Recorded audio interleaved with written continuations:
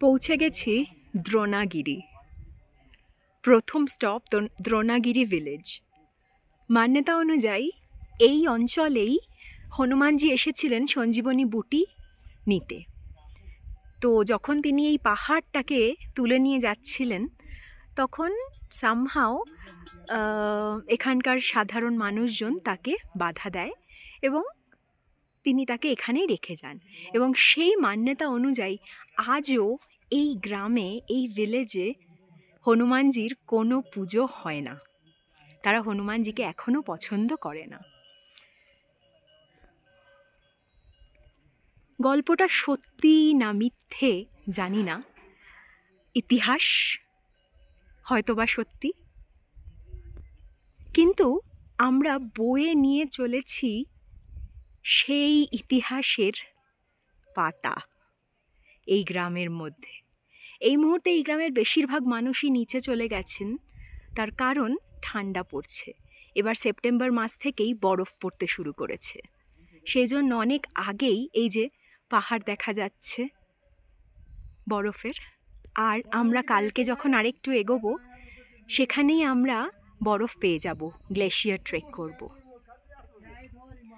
জিজ্ঞাসা করুন, আমরাও করছি এবং জানতে চাইছি এটা কি সত্যি নাকি এক ছবির মতন গ্রাম। এটি অসাধারণ সুন্দর।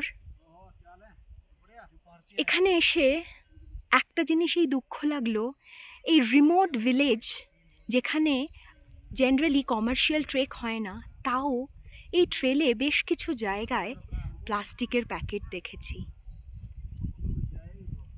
মদের বোতলও দেখেছি।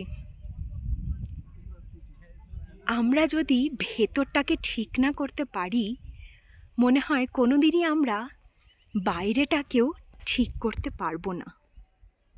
প্রশ্ন চালাতেই হবে। এবং সবথেকে ইম্পর্ট্যান্ট যেটা, সেটা হলো সরকার পলিসিস যাই করুক না কেন, আমরা যদি নিজেরা ঠিক না হই তাহলে কোনোদিনই এই পৃথিবীটা সুন্দর হবে না। কোথাও না কোথাও আমাদেরকেই কিন্তু মানসিকভাবে সুস্থ হতে হবে, মানসিকভাবে পরিষ্কার হতে হবে। তবেই আমাদের আশেপাশ এবং এই সুন্দর প্রকৃতি, এই সুন্দর দ্রোণাগিরি, এই সুন্দর পাহাড়, এই সুন্দর গ্রামও সুস্থ থাকবে। আর একবার আপনাদেরকে দেখিয়ে দিই।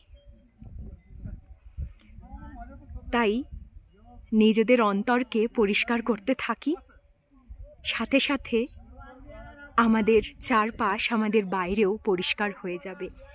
এই আশায় আর এই জিজ্ঞাসায় এই ভিডিওটা শেষ করছি।